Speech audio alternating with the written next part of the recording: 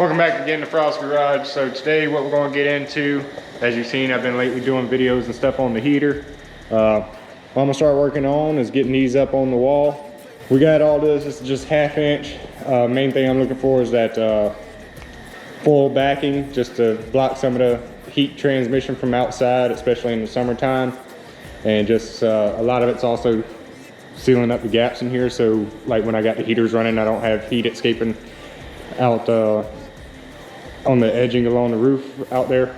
So that's going to be a big thing, is just sealing up where the heat's escaping out. So my brother's going to come over, help me. We're going to go ahead and get to work on getting these up on the wall, whatever. So I'm throw us on a quick time lapse again and watch as it all goes up.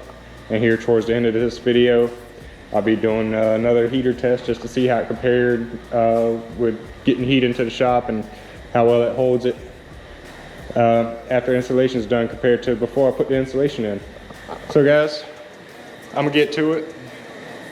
If y'all could, hit the like, subscribe button down below and stay tuned for more content. But we're gonna go ahead and get to work on this.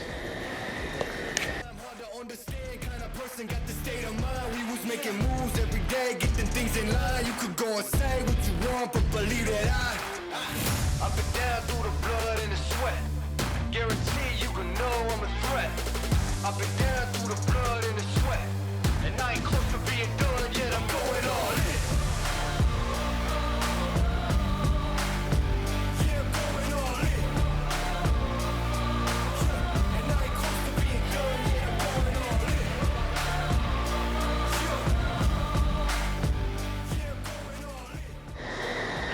Alright guys, so I got this wall all finished up. I'm not going to make y'all watch me do the whole entire shop on a time lapse because it's just kind of repetitive.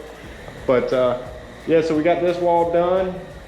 I'm going to go ahead and skip forward to the completion and show you what it looks like all finished up.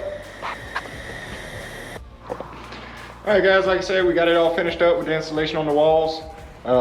Temperature's dropping down here tonight. It's at 49 degrees outside right now. I'm gonna wait till it drops about to 44, 45 because that's where we did it in the last video.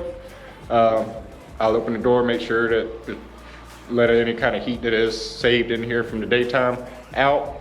And then I'm gonna kick the torpedo heater on the 80,000 BTU setting, and we'll compare it to what it did in the last video. And we'll put the time lapse before and after and show the difference with the insulation on the walls. So hopefully it works out pretty well for me. So let's go ahead and get to it. Alright guys, so I saw in my last video we started the test and it was like 46 degrees outside with a 41 degree inside temp. So I pretty much got that matched up. It's 1 degree cooler in here. So that's what we're going to be starting at. So I'm gonna go ahead and get this thing fired up and get it on the time lapse, and we can roll. All right, so we just finished up. It's a couple minutes after because I had to switch the camera over to my stick, but it hit actually 68 for the indoor temp, about 28 minutes in.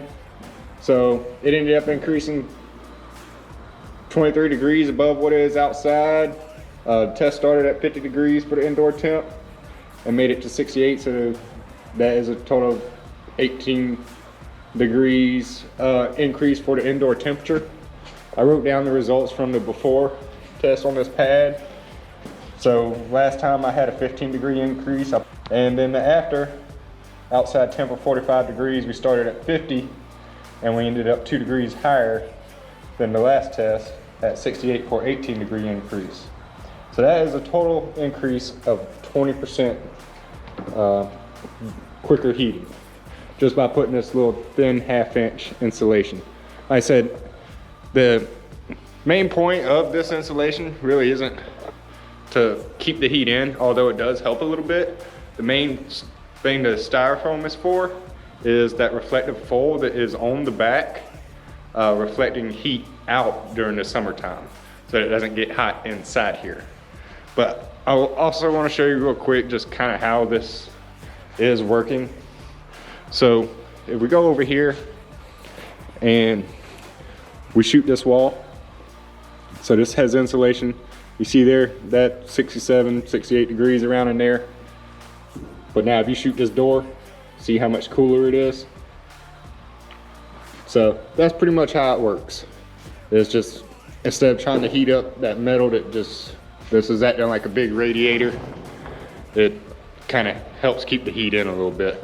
Again, later on when I start putting OSB walls in, I'm gonna put fiberglass behind the walls too, in between that foam and the interior walls to keep more heat in and more, so that way it's just a little easier to cool and heat this shop.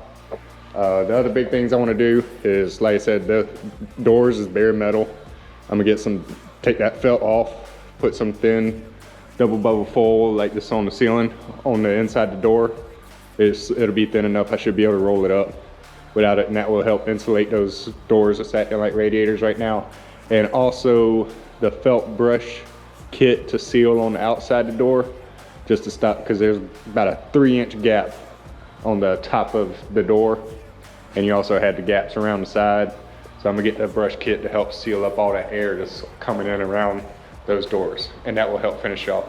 But again, guys, that's gonna be it for the video. Hopefully that helps you see how well just this little bit thin insulation helps on a metal building. I'll put the link and stuff down to the heater in the description just in case you still want to get one. It's at 50 to 85,000 BTU. So I'll put the link in the description for that if you want to pick you up a heater like this. All right, guys, thank you for watching. Hope y'all enjoyed it, and I will see y'all in the next video.